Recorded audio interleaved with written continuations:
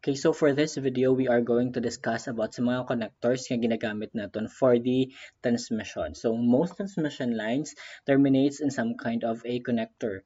It is a device that connects the cable to a piece of equipment or to another cable.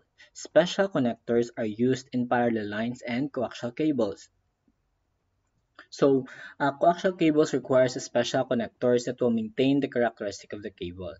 So, although nga ang atong inner conductor and shield braid could theoretically be secured with screws or parehas sa ating mga parallel lines, the result would be drastic change in the electrical attributes, resulting sa signal attenuation, distortion, kag other problems. So, amo na siya kinahanglan naton magamit sang coaxial connectors. So, they are designed not only to provide sang mga convenient nga attachment to disconnection sang equipment and cables, but also to maintain syempre sang physical integrity kag electrical properties of your cable. So the choice of coaxial connectors depends on the type and size of cable, so the frequency of operation kag ang application. So among sa mga kilala nga mga connectors are UHF. So we have also ang pinakilala, we have BNC nga connectors, and we have N-type connectors. So, amo gini ang mga kilala nga type of connectors. So, we also have TNC connectors.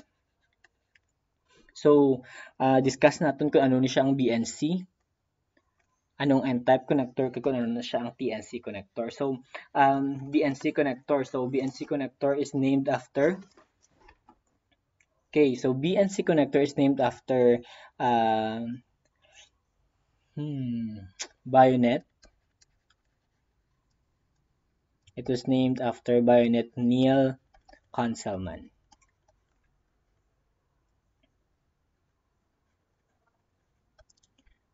Okay, Conselman. Neil Conselman.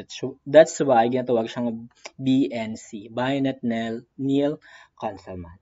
So, it is a common type sang RF na connector nga ginagamit for coaxial cable. So, usually, ang ini nga type of coaxial cable ginagamit gid man siya for radio, for television, sa mga industry or sa major dagko nga mga application ang ari nga type of connector ang BNC ginagamit siya for frequency nga mga high frequency nga mga electronic equipments or radio frequency nga electronic equipments. Also, ang ari ginagamit man siya for mga test ng mga equipments. So, video signals kag subong medyo popular na siya nga ginagamit sa mga computer network. So, we have BNC connectors. So, it was named sa duwa ka taho. Syempre, mayara kita duwa ka apelyido. We have Neil and we have Conselman. So, named after Paul Neil. Okay, so Neil gali is double L na siya. Kalipat ko. Paul Neil kag Conselman. So Carl Conselman ang isa ka.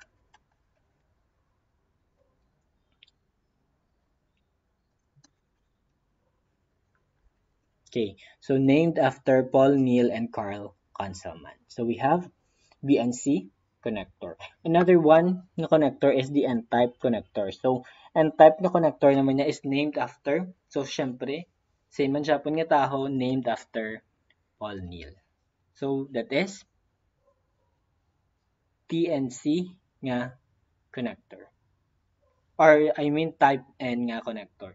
Next, TNC connector, named man Japan kay Paul Neil, galing kay threaded lang siya nga connector. So, amo lang muna siya for the connectors nga discussion.